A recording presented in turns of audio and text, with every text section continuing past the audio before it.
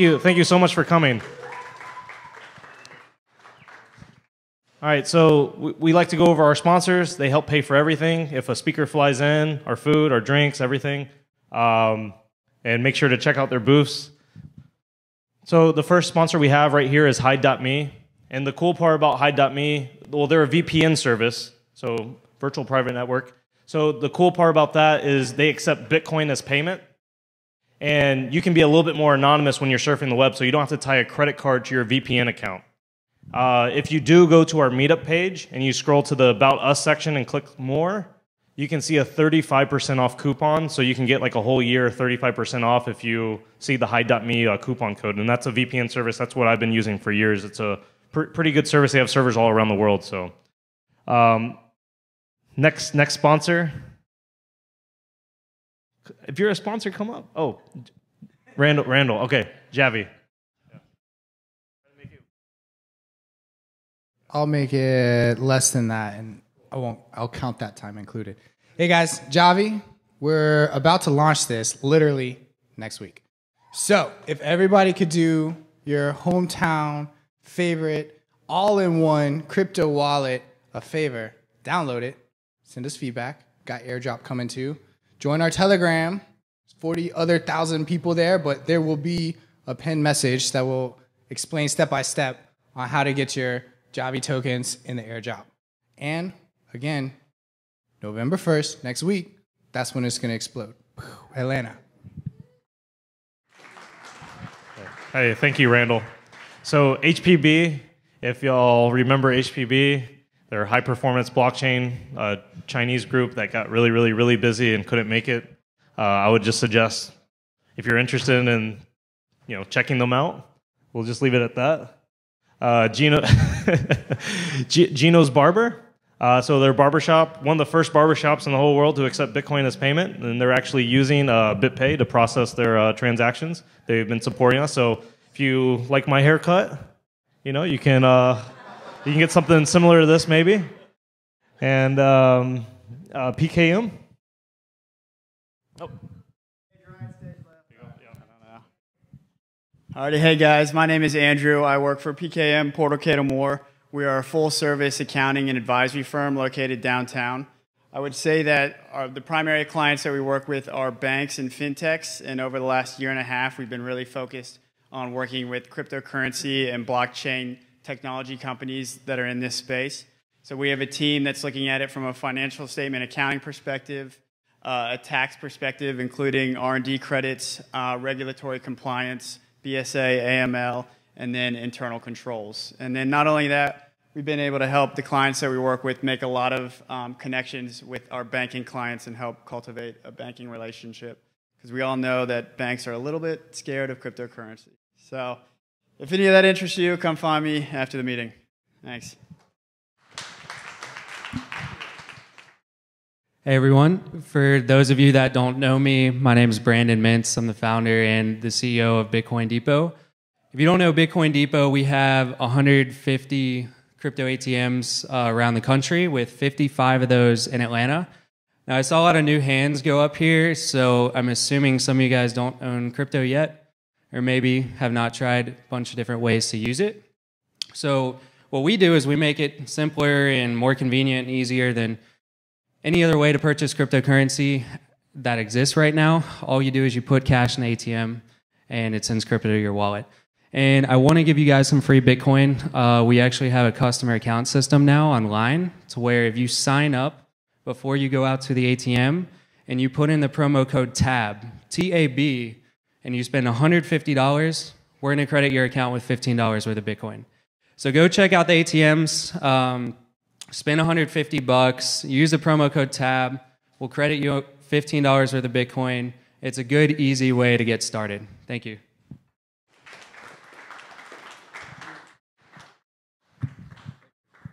Hey everybody, I'm James. I work at BitPay. We are a locally headquartered, internationally operating company building Bitcoin payment technology, which is used by everyone from Microsoft down to Geno's to process payments and retail, e-commerce. We also build the BitPay wallet and the BitPay card, which are two great ways to manage your cryptocurrency. BitPay card lets you spend dollars with merchants online, in person with Visa. Obviously, the BitPay wallet is a great way to secure your funds, especially if you're using multi-sig. So check that out. Come talk to me if you like. One thing I would ask is if you know anyone who's looking for opportunities to build Bitcoin payment technology being used by companies right now, we are hiring for front-end and back-end interns in our Alpharetta office. And so if you know any young folks, I'm looking at you, Nick. Or if you're interested in full-time positions, we'd love to talk to you. We've met some great people through this meetup. It's always fun to see new faces, and we're excited to be here again, as always. One final request, I'd love to know, just as a marketer, as a writer, what kind of information you as people interested in blockchain and Bitcoin feel like is kind of missing out there. There's a lot of great content out there, but what do you feel like from an education standpoint you'd like more of? I'd love to hear that from you. And looking forward to tonight's talk. BitPay just started doing some settlements and stable coins recently, so interested to hear what everyone's thoughts are in that area. So thanks very much. Hello, everyone. My name is Chris Flinders. I'm the founder of Protecting Coin. We're a hardware distributor. We also do cold storage solutions and some accessories. So just a couple new items that we got in this week. We just got in the cold storage coins for Potcoin and for Monero. Haven't had a chance to use those yet, but we do have those if you want to check those out. We do have in some Trezor Model Ts. This is one of the latest and greatest hardware wallets that came out this year. Full color touchscreen. I know a few in the audience have a few of these, so it's an excellent wallet. And these we got in yesterday. These are the new cold card. I haven't even opened one yet, so don't ask me a lot of questions because I haven't had a chance to learn it myself. But if you're interested, we do have some available. We also still have a deal going on for our Model 1 Trezor wallets. Those are $75, so be sure to check those out with Tanya. We are going to be giving a cold card away tonight, so if you have a red ticket, make sure you hang on to it. We'll be giving one of those away. And if you don't win tonight, check us out on Twitter at Protecting Coin. We're going to be giving away a Trezor Model 1 and a case for Halloween. So we'll be drawing for that for Halloween. All you have to do, go on Twitter, just like us, retweet, and we'll give that away. Last update is our booth has candy. So, James, do you have candy? I don't think you do, but we do have candy. All right. All right, thank you all.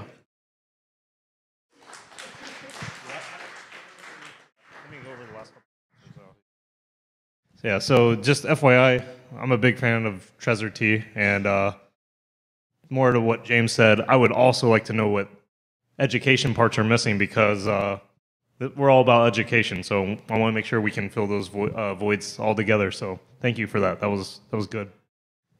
Let me go over the last couple sponsors.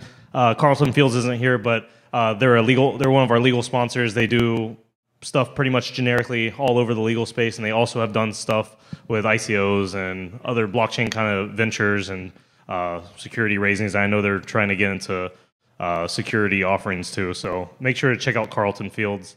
And then my company, Tyrion, like Tyrion Lannister, what we're doing is taking data from outside of the Bitcoin blockchain and proving when it exists in the Bitcoin blockchain.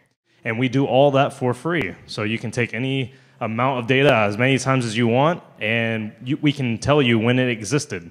So you might be thinking, okay, what does that mean? Well, imagine if you came up with something really cool, like a song or an MP3 file, and you wanted to prove, like, hey, I invented that on October 24th, 2018. Well, you can take a fingerprint of that data, a digest of this information. You can even digitally sign it with some of your own information. You can send it to our network, and we'll go ahead and put that onto the Bitcoin blockchain for you, and then send you, and then you can get the proof back and where it exists, what block number, what transaction we're using. We're using a Bitcoin transaction to prove when these things exist, and we're adding in some metadata. So you have an immutable timestamp that can never be changed. So you can always, if someone takes your song or whatever 2 years from now, you'd be like, well, no, I invented it, on October 24th, 2018. So we have a pretty cool service, open API, very developer friendly. If you're interested in that and have more questions, just come see me afterwards. This fits just about any use case as a low-level building block. So it's a low-level tool that can be used just for about any business process or industry. So it's pretty interesting. And I think we'll just real quick, Atlanta Tech Village, if we could all just give them a round of applause for having us use their venue. And last but not least, Yuri. And he's with Founders Legal, so I'll let you take it. And he's going to do a legal update minute as well at the end. So we'll see how this goes. Here you go, Yuri. Hey guys, yeah, I've introduced myself so many times I needed a new way to introduce myself, so I asked for a legal update minute. I guess there's a lot of new faces in the room, so I'll introduce myself again. Great. My name is Yuri. I'm a patent attorney. I'm a founding member of a law firm here in this building on the 5th floor, Founders Legal. We do full-service corporate and IP work. I love technology.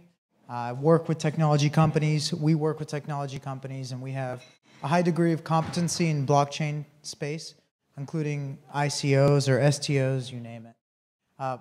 Today, I'd like to share with you a brief legal update on the status of our government, United States government, and how we are as a government approaching blockchain and cryptocurrencies. I'm going to start out with some good news. It's worth mentioning. A few weeks ago, House Resolution number 1102 was introduced. Are you familiar with the resolution? It's some positive news, guys. I'm going to read some excerpts. Now, a resolution starts by stating why this resolution came to be. And in a congressional resolution is pretty much Congress saying, here's our position, we're going to write it down on a piece of paper, and it's going to be in the records, but there's no real action item. So it's just the government saying, here's our position on blockchain. All right, I'll start.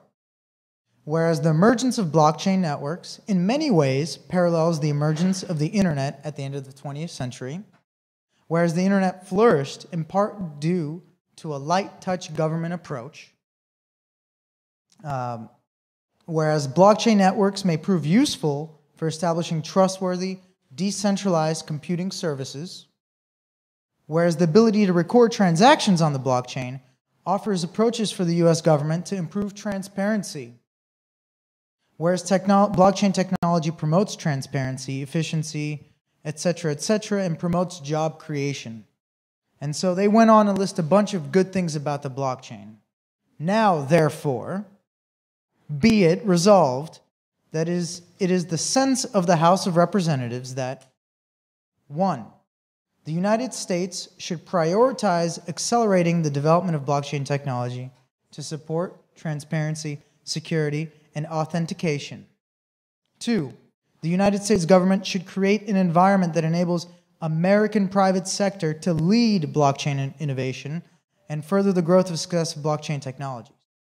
Elsewhere in this bill, it's noted that our Congress is a little upset that companies are going abroad. 3. United States federal agencies should work towards a coordinated framework to support digital currencies on the blockchain.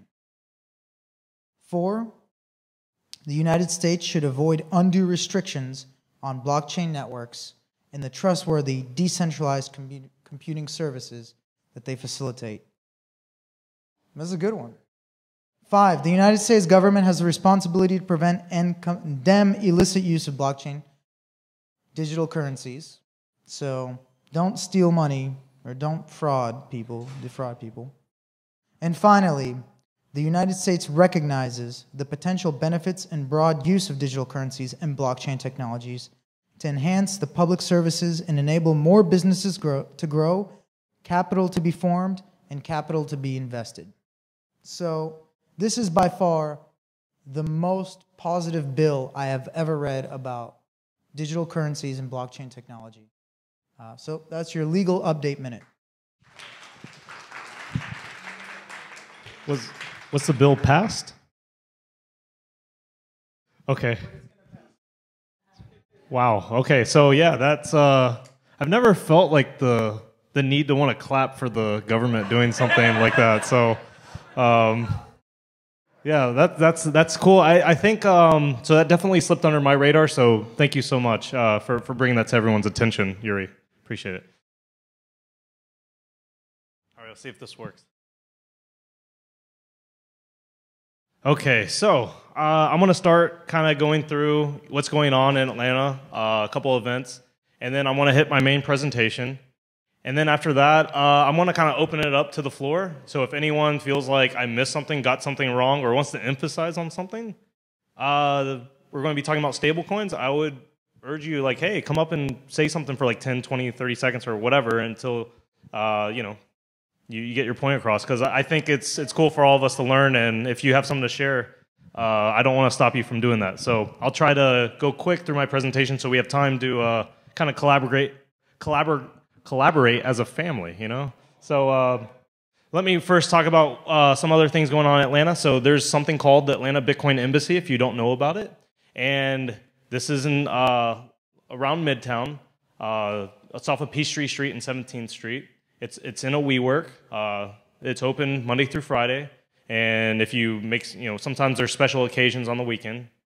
Now, every Wednesday that we're not having this meetup, there is a mixer here. Okay, so if you want to get into a Bitcoin or blockchain conversation every week, this is where you can go. And the Atlanta Bitcoin Embassy provides services. If you also have a service and want to advertise your service through this, definitely feel free to reach out through the contact link and just let you know about this. Real quick, who here is actually like in the blockchain space or Bitcoin space? Cool, actually, like most of us. So, okay, cool. Awesome, thanks.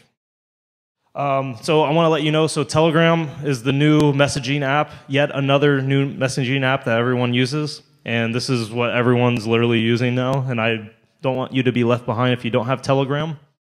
So Telegram's for iPhone, desktop, Mac, etc., Android. So our main group is Atlanta Blockchain. At Atlanta Blockchain, you can join. That's where over, I think, about 150 of us are or so. There's also Tab Dev. That's more of like, hey, let's deep dive into one specific topic and meet, and almost like a book reading club. Like, hey, we're going to read a chapter here, and we're going to meet at the Bitcoin Embassy at night and discuss that chapter. So if you're interested in digging in, that's Tab Dev. And then we have Tab Shill. That is for everything else.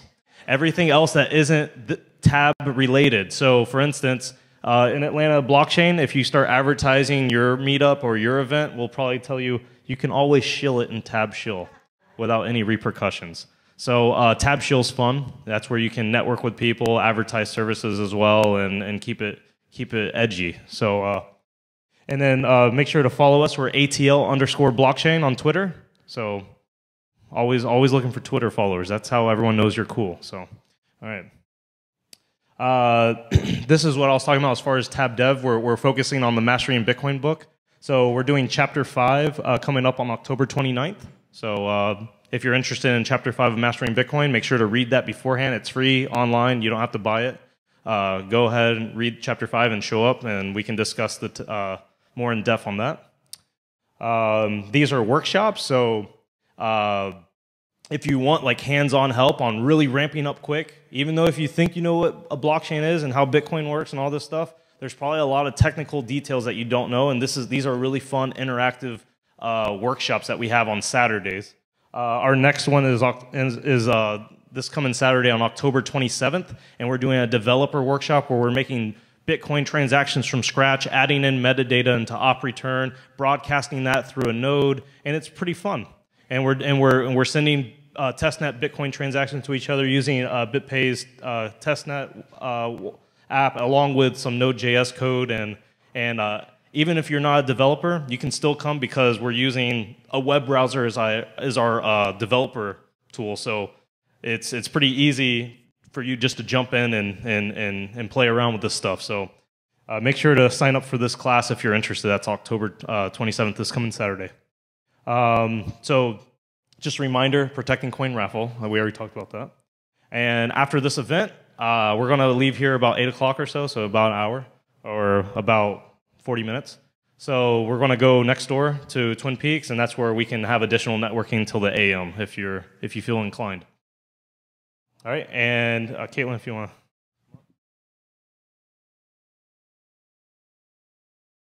My name's Caitlin. My name is Marie. We're working with some people, Supply and Demand, AIS Media, Atlanta Social Club, Casting Tailor Made, the Atlanta Blockchain, and Chucky Photo to just help. It's called Pinups for Vets. It's a charity that sells pinup calendars of veteran women or sexy women for the VA hospital, and it's a charity all across the U.S., but they were just recently at the VA hospital in Atlanta, so we thought we would jump on that. If anyone has any sponsorships or raffle, door prizes or anything, you can contact Thomas Harpointner, and he will take care of everything, or her. And it would be great to see everyone. We do, Supply and Demand is a speakeasy, so the space is limited. You can get your tickets on a Facebook page, or Michael is going to send out an email on Meetup, and it's just an Eventbrite ticket, and it's free. So just make sure to grab those before November 14th. November 14th, Hump Day Mixer, Pinup Girls, the Atlanta Pinup Girls calendar to benefit the veterans, and the Atlanta Social Club is a part of this event. And they literally have a 3,000 list of women that are a part of their social club, and a lot of them are going to be there. So that's one reason why we thought this would be a good mix, because there's so many dudes all the time. So November 14th, Hump Day event, yes, at Supply and Demand. And it's free. It's free. Parking is limited, but it is free parking, and but I would Uber if you. Hey, thank you, Marie and Caitlin. Yeah, so if we want more women here, we can go meet them and then bring them back to the meetup every month. So that's how we can get some diversity. We're going to go out to other events, and I think this is a great opportunity for us to. For a bunch of people who know stuff about blockchain technology to go out and meet with people who don't necessarily know stuff about blockchain technology and bring some people back to the meetup. So, yeah. All right, and then there's a Bitcoin black tie masquerade ball. You want me to take that, or? Oh, God. Second annual event, December 16th. I went to the last one. It was really cool. I dressed up for it, so... make sure you wear your bow tie or your black tie, and collect toys.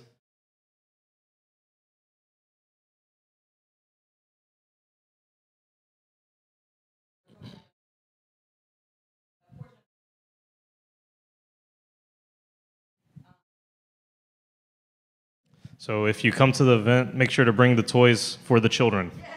All right. All right, so TabConf, I think this is the final slide before we start.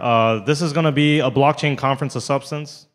Great speakers, cheap tickets. So right now, tickets are like $89 for a 2-day conference in the blockchain space. That's the best you'll see. And I mean, we're not going to have it where it's like, just ICO pitch after ICO pitch.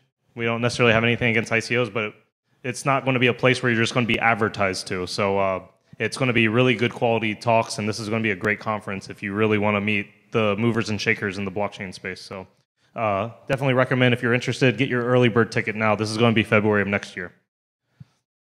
All right, so if you went to All Things Open, raise your hand. Cool, so All Things Open, oh, Bruce went to All Things Open, okay. So All Things Open is one of my favorite conferences, and definitely modeling TabConf off of it as much as I can.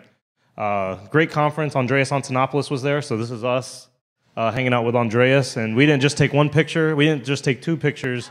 We made sure to take a bunch of pictures of Andreas because, he's Andreas.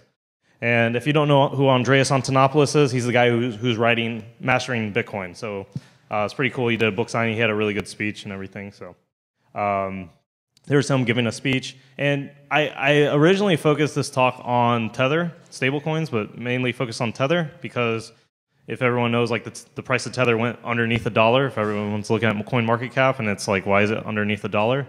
And then I asked Andreas, so hey, what do you think about Tether? As one of the questions, he was doing Q&A with the audience, and had a very interesting response. He almost became like a second talk, and not too many other people after that got a chance to ask questions because he spent a good amount of time answering my question. and he pretty much at the end leaned over, looked at me, looked from the stage, looked at me like this, and said, "The banks will get decimated." And I'm like, I didn't know like whether to smile or to clap or just to look frightful, but he's like about my height, but he was very big up there, so it's kind of weird. All right, it was kind of cool, kind of weird, kind of cool. Anyways, so asked Andreas about Tether, and he had some interesting responses, and maybe I'll mix that into my talk a little bit. And real quick, I want to talk about some other kind of exciting, update news. Drive chain, if you're interested. If you don't know about drive chain, that's a technology that's doing a two-way peg side chain that's using Bitcoin as the core. So if you want to do experimental kind of like Turing complete smart contracts or private, transactions through zero knowledge, proofs, it's like you can do a side chain off of that, so it's more secure. And this would essentially be an idea where all the cool technology that's going on in the blockchain space can all be brought into Bitcoin. If you're interested in this, check out drivechain.info. Another kind of cool update, I'll just kind of show it here. Fidelity just made it easier for hedge funds and other pros to invest in cryptocurrency. So they just created a company called Fidelity Digital Asset Services, and this doesn't necessarily mean the price of Bitcoin is going to go like to $100,000 tomorrow, but this just means like, hey, they're on their way to make a little bit more, to make it easier for, I guess you could say, bigger players to invest in cryptocurrency. So this is kind of interesting. So just an update for the recording. Someone said that Fidelity has been mining Bitcoin for years, and I actually didn't know that, so thank you. All right, so stable USD coins. So, all right, on our way back from All Things Open, thank you for driving, by the way. He drove like 5 of us back in his big SUV. Pretty much, one of the things that we did was we listened to extra history on the history of paper money, and I'm going to kind of mix this into my talk because I kind of learned some things from this. So it kind of talked about like, hey, you have this money. Why do people trust this pulp from this tree printed out in this rectangle? And it kind of brought the whole history throughput. So just to give a little bit, so this is going to be kind of you're probably going to know most of this, but for the people who don't kind of know the basic history of money, people used to barter, and if I have crops and you have fish, well, I only harvest like a couple times a year, and you fish every day, so we need some kind of way to barter more easily, so some kind of unit of account. So that's when gold started, being like this, precious things like seashells and precious metals and stuff like that became like a money, so people would exchange their items for money and then exchange that. But the problem with that is it's really heavy and you have to carry the stuff around, so it had disadvantages. So what ended up happening, I think like the first time this really got popular was like 1600s or so, or something like that. People started doing pretty much certificates of deposit. So you would give your gold to a central authority, and they would say, okay, you gave me some gold, here's a certificate for it. Obviously, there are some issues with that because, we'll get into it. All right, and so what ended up happening was all the banks kind of had like their own notes, and this is okay as long as all the notes are backed by gold, so you can kind of know the conversion rate between all these different kind of disparate banks. The problem here would be, well, if I think your bank might be insolvent a little bit, or I need to cash this right away from your bank, well, instead of your $100 being worth $100, maybe it's worth $80 because I'm taking a risk by accepting it. So because of fractional reserve and stuff like that, where I deposit $10, but the bank now would loan out $100. So just some general ideas with banking and a little bit of history of that. So what ended up happening was, go back here, pretty much the idea was all the banks would then start giving these certificates out, but they would all be backed by gold, and then you would kind of go off the reputation of the bank. So, all right. So, kind of fast forwarding to World War I and World War II. That's when America was selling arms and supplies to Europe and all over the place, and we were taking in gold like crazy for it. And that's pretty much when all these countries started running out of gold. So after the wars, they kind of couldn't really get back onto the gold standard. So everyone was pretty much on the gold standard before before these wars and during. But after the wars, I thought this was kind of funny. Britain was like, ask for patriotism, not for gold. Tell your friends. So instead of your certificate saying, hey, this is redeemable for gold, yeah, but just don't do it because we don't have any gold. And and then Germany did something interesting where instead of having a gold-backed currency because they ran out of gold pretty much, or they're low on gold, they started doing money backed by land. So none of this really worked though. And so no one after the war could really struggle back to the gold standard. So that says GS gold standard up there. You can't read. All right, so pretty much now because America was like selling all these supplies and stuff, they accumulated like all the gold, not all the gold, but all the gold. And that's supposedly, even though that's not really Fort Knox, imagine that's like Fort Knox apparently. And then it's like, okay, well, if U.S. has all the gold, we can, that's pretty much why the U.S. dollar became like the de facto currency, and people started pegging off of the U.S. dollar because America stayed on the gold standard. So our currency was still backed by gold. So now all these other currencies could then pretty much say, well, if we peg our currency to the US dollar, then our currency is pretty much pegged to gold too. And that's pretty much how the US dollar became so strong and how people wanted to hold dollars. So, and it didn't really go over this with extra history, but I would imagine this is also like in line with like the petrodollar and how the US dollar is strong with this kind of stuff as well. But now pretty much all these countries have to pretty much hold US dollars for their own currency as well. And I think it was like the mid 1700s or 18. Well, no, it was actually 1900s. Yeah, 1960s. Sorry, I was like off by only like 200 years. So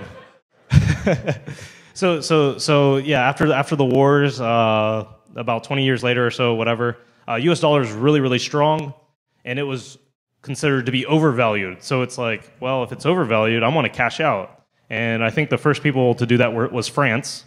And France was like, well, if my U.S. dollars are really redeemable for gold, I'm going to go get my gold. And they literally got boatloads of gold. So they sent ships, and they got ships worth of gold back to France. And pretty much everyone started doing this after they saw France doing it. And Nixon was like, yeah, we're not on the gold standard anymore in 1971. That's when we got off of Bretton Woods. Would you say that's when we got off of the Bretton Woods system? Is that when we got on the Bretton Woods system or off the Bretton Woods system?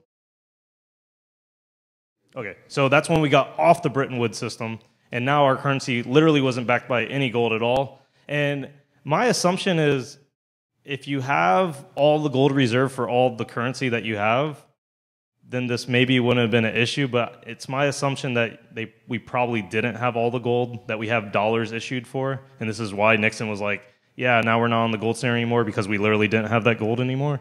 That's my guess. I have no idea, but you can take your own assumptions. Makes sense, right? If you're running out of something, you just say, hey, you can't get any more of that. So, yeah, so Nixon took us off the gold standard in 1971. But the interesting part, I say cool part, the interesting part was people still didn't immediately say, oh, the whole world's falling apart. Well, they didn't. I mean, they're still pegging their currencies to the US dollar. So this is how it is right now. That's what I'm saying. No more, there's like the gold is like outline blank. Yeah. Okay, so now it's a free floating, the markets decide pretty much, et cetera. Yeah, good point. Yeah. So one of the things that I know Scott brings up, in my opinion, why the U.S. dollar is still so strong is because one of the properties of money is it being a meme, and because it's so famous and it has such a pretty good history of being valuable, it still has the meme of being very valuable. And memes are strong; and they spread like viruses and everyone wants to share them, and the U.S. dollar is very, in a lot of people's eyes and a lot of countries, very, very strong. So, yeah, so I kind of not necessarily like a funny meme, but just the meme of the idea of, an idea spreading. So now going off of that, I want to take it back to stable coins and cryptocurrency. Now that we're seeing like, okay, what are these things backed by? So it's kind of two-part. We're seeing that U.S. dollars aren't really backed by anything, and now we're going to see these currencies backed by something that isn't backed by anything. So, so the first thing that's interesting is Tether up here, and I don't know if you can see it, but it's at 98 cents right now, or 98.6 cents. And this is, I think every single one of these claims to have full reserve for all of its coins issued. And some of these systems are using stuff like Ethereum, and some of them, like Tether, they're using like the Omni platform, so which is just a kind of like counterparty. All right, so these are the top 5 that I picked out, kind of like 2 lesser known ones and 3 more popular ones. So you can see all these on CoinMarketCap.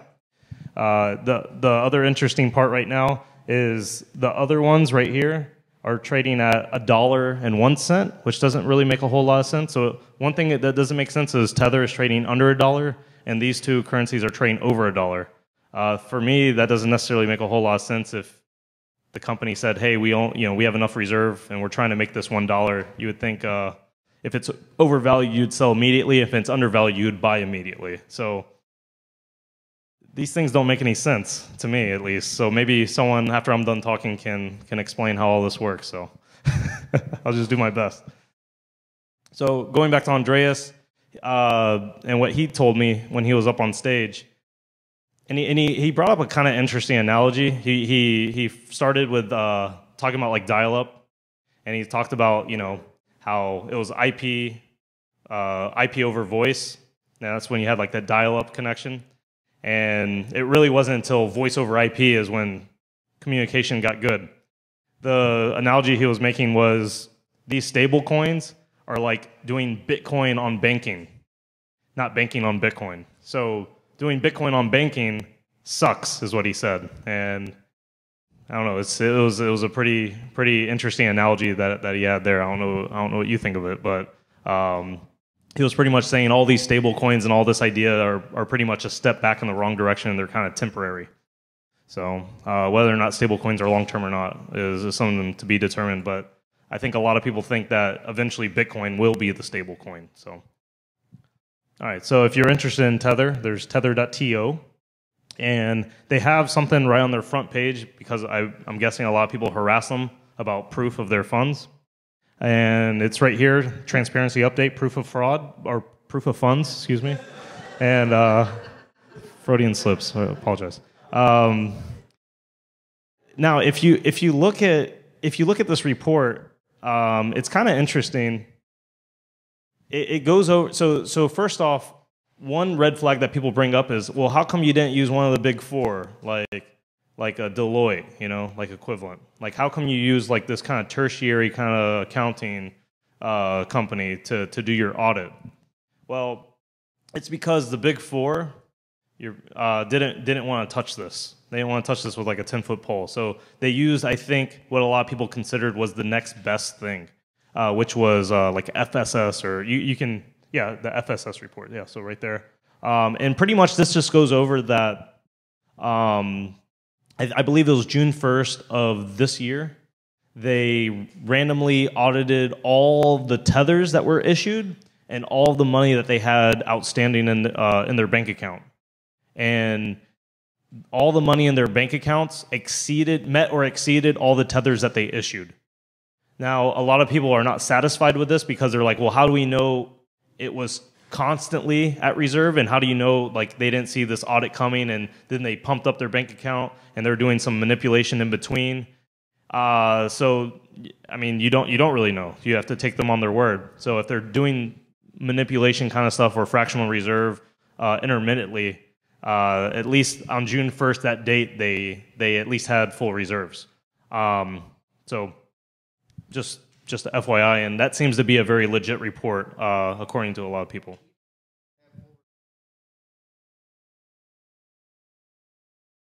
Okay, so some of the good feedback I was getting was even though they had all of the money, all the reserves, whether or not there was liabilities against those reserves was unclear, and this was considered to be a partial audit, not a full audit. So thank you. All right, so just to go over a little bit of the technology. I mentioned OmniLayer just a little bit ago, and I would just compare this to like Counterparty, if you knew about Counterparty. I'm guessing most people probably don't know about Counterparty or OmniLayer, but this is just like a second layer on top of Bitcoin, where before Ethereum was cool, people did tokens through these kind of methods. You could just think of it like that, as a very dumbed down explanation. So they're using like public, you can see all the tethers moving around. It's not like a closed system.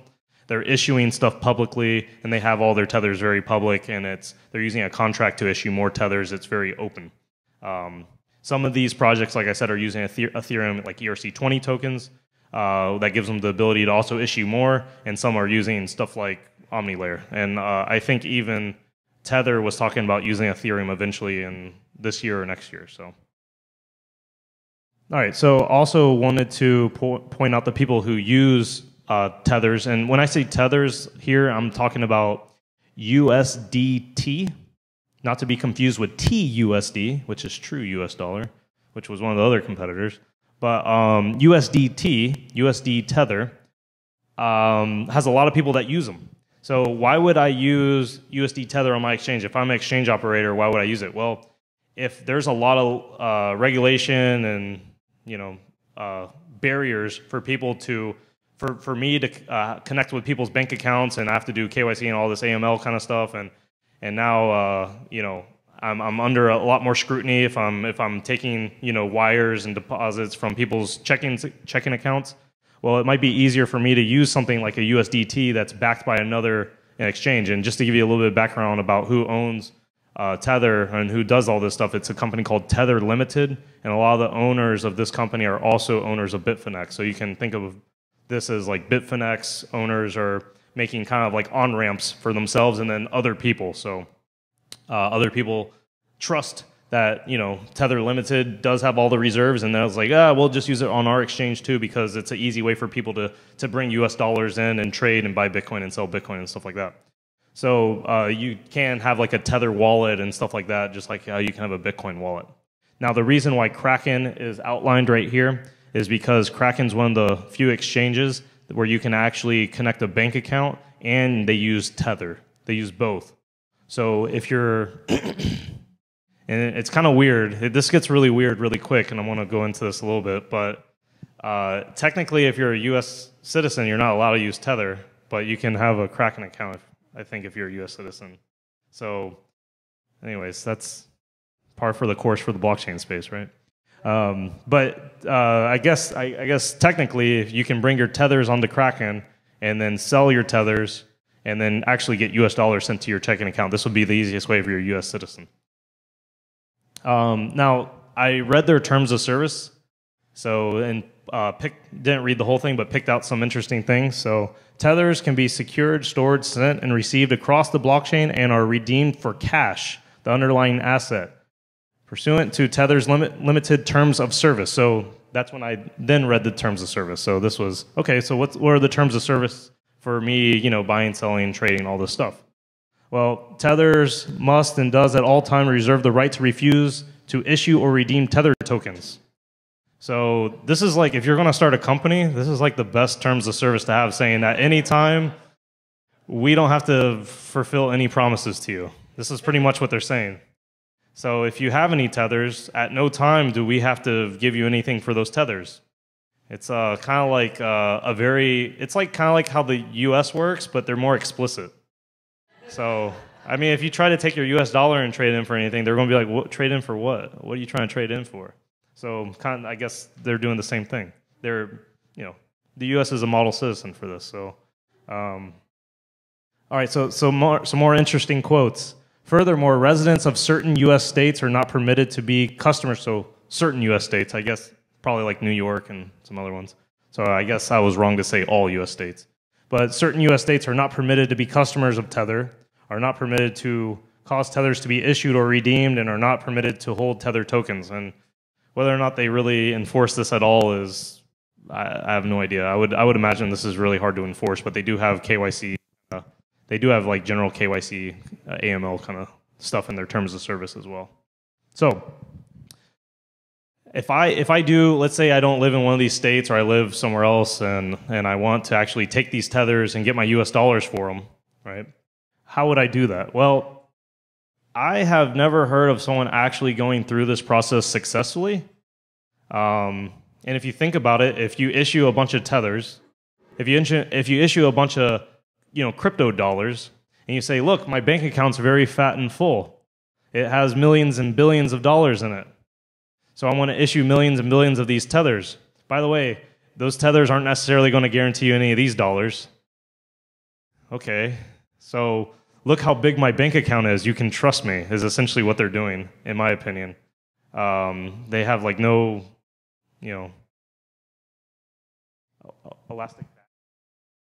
elastic backing. Okay. Yeah, so depending on the ability for people to take their tethers and actually get money from that bank account, I don't think is very easy. So I think what a lot of people are doing is taking those tethers and trading them for Bitcoin and letting the market kind of keep it at $1 based on faith.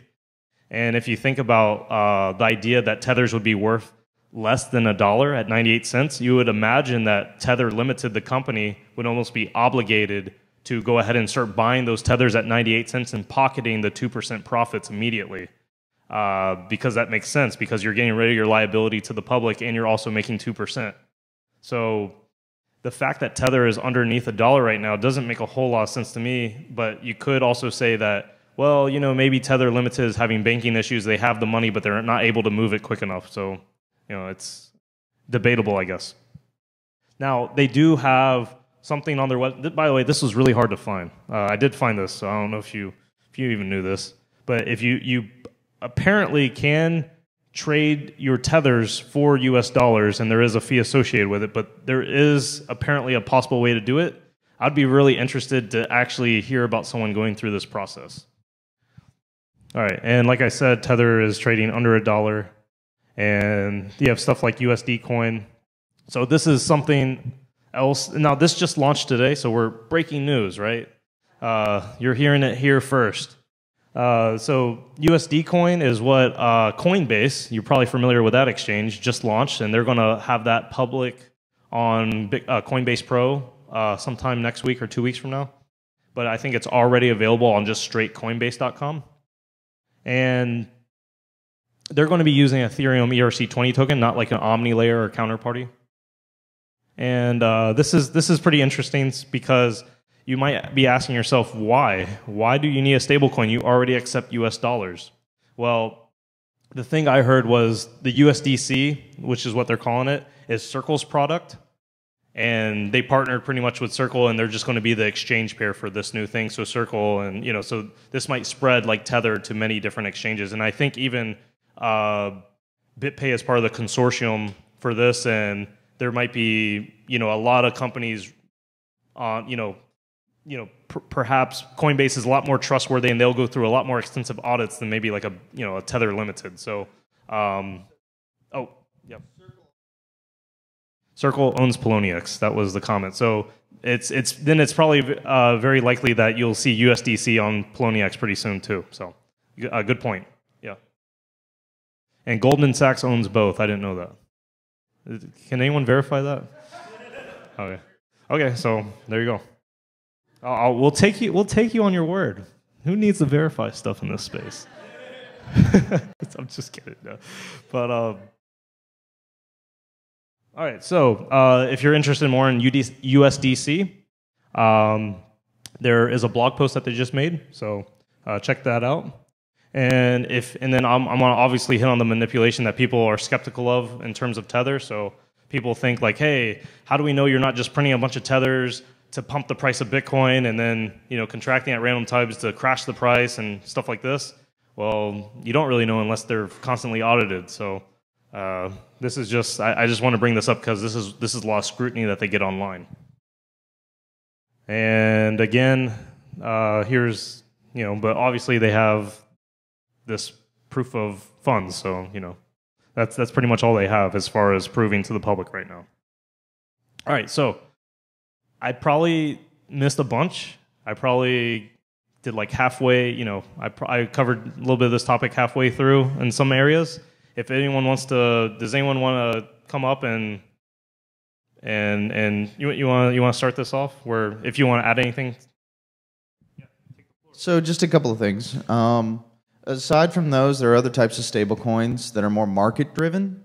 So there are attempts at using complicated financial instruments and algorithms to basically align incentives to keep something priced at around a set amount, like $1 to target. The largest one of these currently is MakerDAO. It runs on Ethereum. It's an ERC20. And most recently, I think they got a couple million, I don't know how many million it was, from Andreessen Horowitz. So that was a big deal because Andreessen Horowitz invested in a stablecoin platform. So there's a lot of actions around stablecoins. Now there's a couple. Yep. No, they. So, oh God, MakerDAO is very complicated. It's not the same. So there's two tokens. There's the Maker MKR ticker symbol, and then there's DAI. DAI is the stable coin, and Maker is the coin that gives you the right to issue or redeem DAI.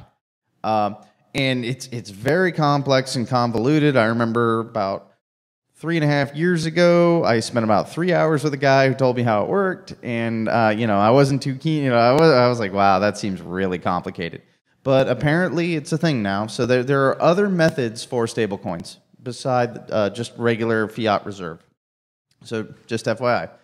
The other thing I would mention is the big issue with these coins is the ability to circumvent AML KYC or lack thereof. So you can Tether, almost no AML KYC goes on with Tether pretty much anywhere it's used. That's kind of the point.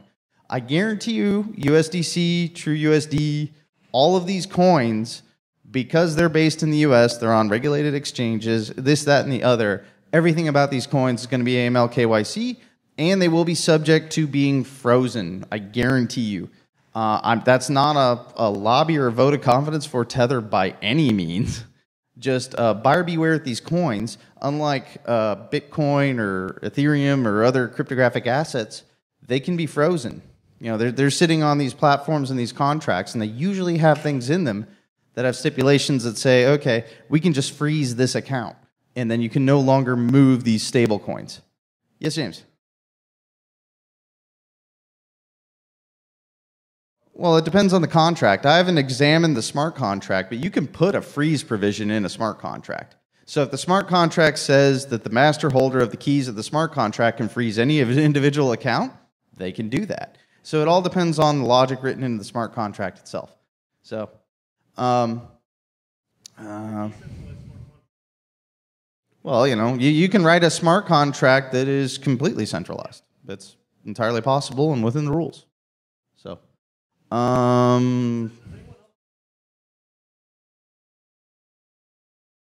yeah. So, he said Geminis will freeze. It is literally in the smart contract. It's written into Geminis. And I think I've actually seen that part of the code too. I haven't looked at the USDC yet or TrueCoin or any of those. But I guarantee you if they're operating on a Coinbase or a Gemini or anything else, yeah, that provision will be in there. And I guarantee it, that's the only way they passed New York regulations.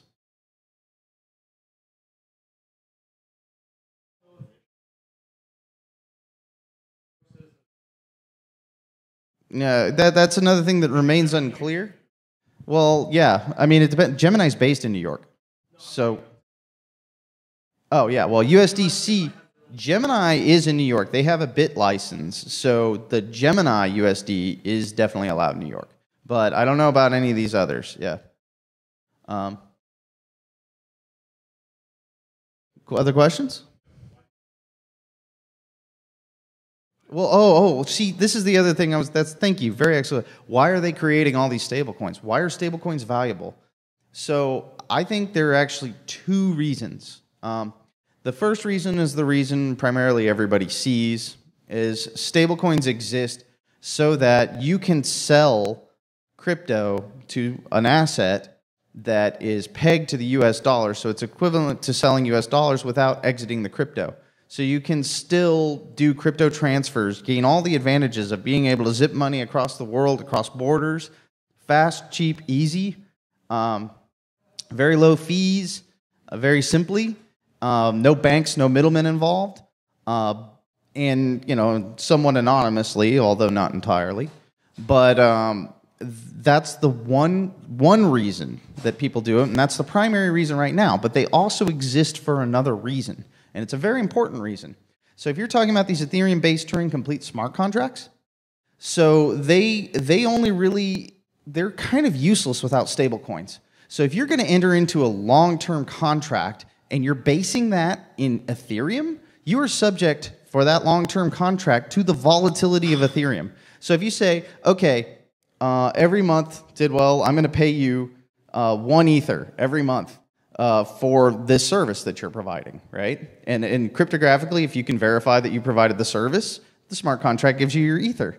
Well, in 10 months, that Ether could be worth 10 times what it is, and I'm still paying out the same amount in Ether. If we make the same deal in US dollar-based stablecoins, then it's pegged relative to the dollar, the amount of value he receives. So in a year, it doesn't matter if ETH goes way up or way down, he's still getting the same amount of money. I'm still forfeiting the same amount of money. And that's the other major reason. Well, right. Well, but $1 US, that's the other thing. A dollar cannot enter into a smart contract. These can. That's the other use, as simply as you can put it. You can never enter a dollar into a smart contract. You can enter one of these into a smart contract. Yep, back there.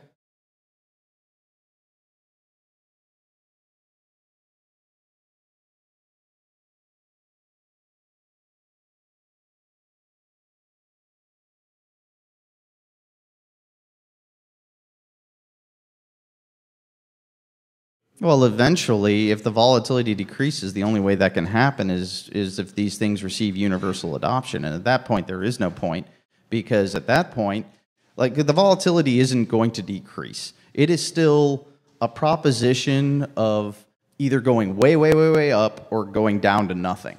It can't stay stable at the current levels, cryptocurrency in general. It either will continue to gain wider and wider adoption, and the price will go up and up and up and up, or it will fail and the price will go down and down and down and down.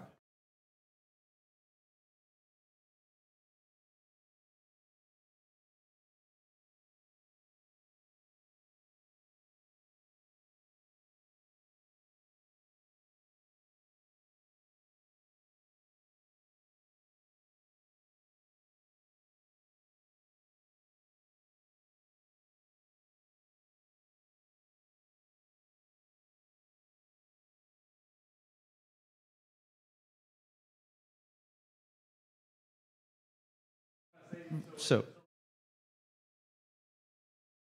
yeah, the short answer is, if this stuff takes over, stablecoins are a bridge. They are a bridge from fiat to crypto.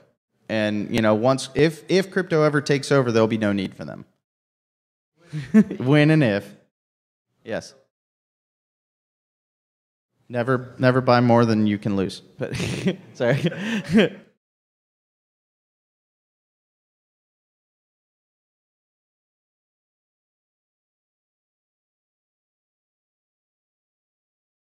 Well, I mean, so stable coins, there is no peg, there is no mechanism keeping a stable coin at that value.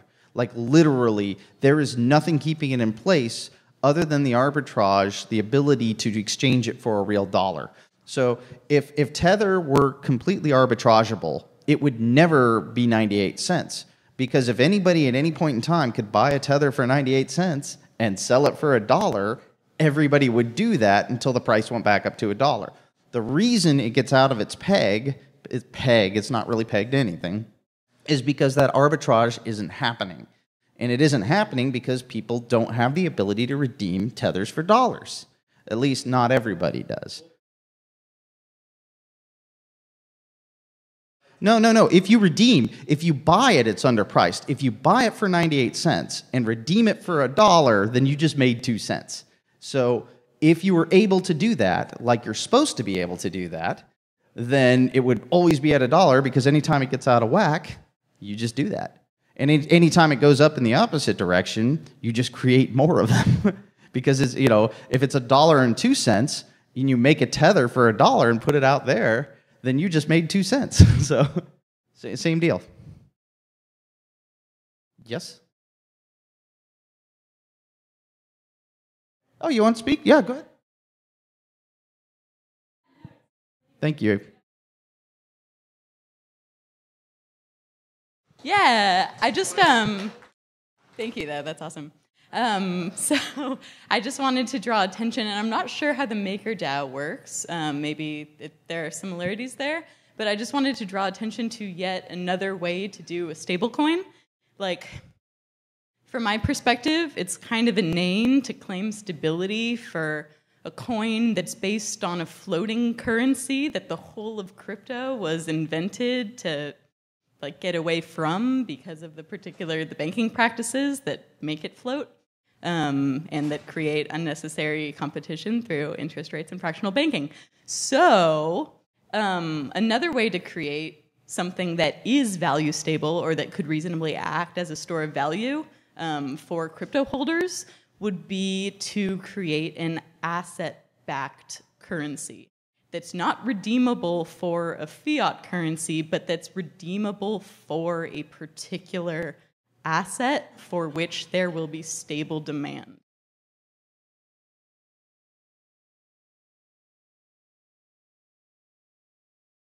Yeah, like a solar coin. Like, I'm in a project right now that's trying to create a bunch of different asset-backed mutual credit currencies, like backed by food and housing and solar and even carbon credits and things like that. So so another way, so you could kind of cut through the fiat layer and just go straight for trying to back it with an asset. How do you prevent hypothecation? Well, I mean, theoretically, eventually, you would want to have a whole basket of asset-backed currencies.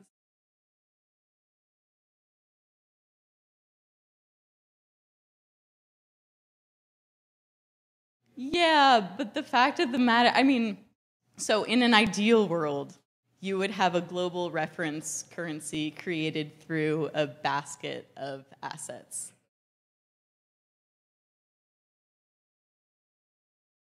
No. Yeah, so there's nothing that is actually tying these assets to, there's nothing that's tying these currencies to assets that are universally, that you can redeem them directly. And so, for example, I mean, you can check out the example, so, America? Yeah, I mean, I guess it just depends on how you want, the sort of, stack of an abstraction of an abstraction of an abstraction to climb. But essentially, the wager, so we completed a successful ICO. I'm from a company called Holo, who's trying to sort of propagate this model of asset-backed currencies that are issued through mutual credit. Which again is quite different if you're trying to do something that's sort of counter-cyclical to how fiat currencies are created, which again kind of the idea of the whole blockchain space that seems to have sort of gone awry. Yeah.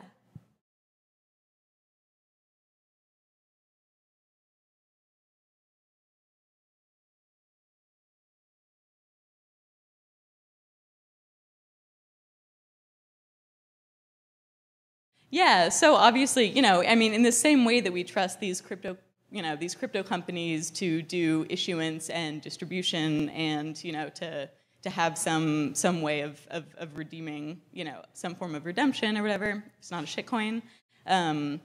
Essentially what would have to happen is that the company would be sort of the trusted entity, and through secure cryptographic ledgers, they would be able to actually directly track the particular network's capacity to produce this asset in a much more sort of tight way than has been able to be done in the past. So through use of like sensors, like think IoT sort of stuff.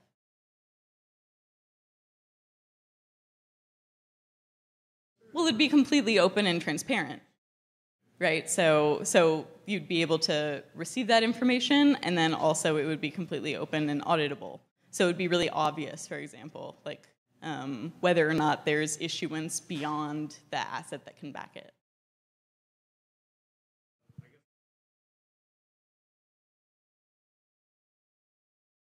Mm-hmm.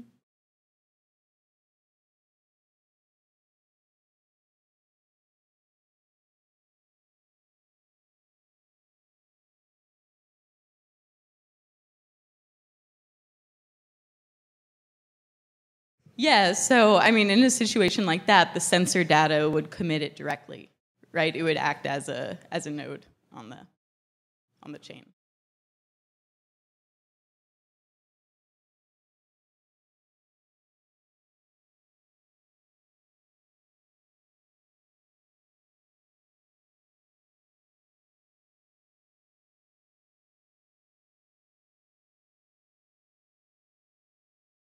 Yeah, the first one that we're starting to do is a food-backed currency, and so it operates a little bit differently, such that it's more of a project where they're like sort of like buying up food waste and gently drying stuff to create shelf-stable, like secure food stores. But the way that but in terms of like it's interesting because a lot of the outreach that we've done for these projects are primarily like the interest is having them be like bioregional, right? So instead of like global providers where those sort of things would be more at issue, the idea would be that they would be like cooperatively run companies by the people who use them or the intentional community. Yeah, so the scale changes a little bit, and that's really important when you're trusting. Obviously, when you're trusting a central agent to sort of like measure the amount of capacity that a network actually has to produce the thing that the currency is backed by.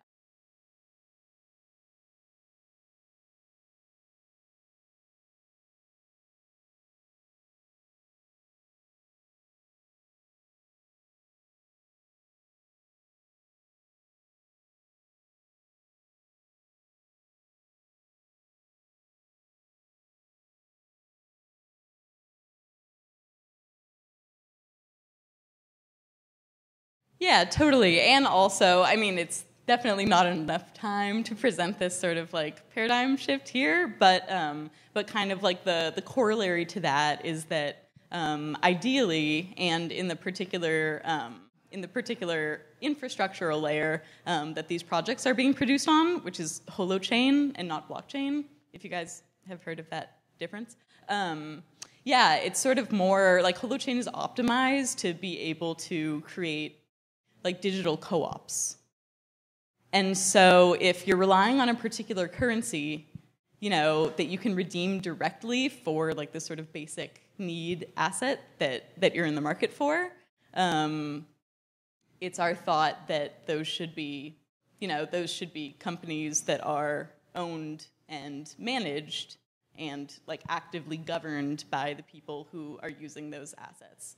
So trying to create more of a circular economy rather than, like what these stable coins are doing, where they create, by having two different coins, you create two different classes of users, or not even users. You create like issuers and then like the peon working class that, needs to be paid in a coin that's not going to fluctuate wildly, otherwise they won't take it. So. More food for thought. Thank you. Let's talk. Hey, if someone wants to say one more thing, 1 minute, because we need to wrap it up. Would you like to? Yeah, one minute, and then this will be the last presenter tonight. Yeah. 1 minute, sure. So I'm from the world where the government says you should not coin the term currency whenever you are using a cryptocurrency. My government says you use the term asset, not the currency.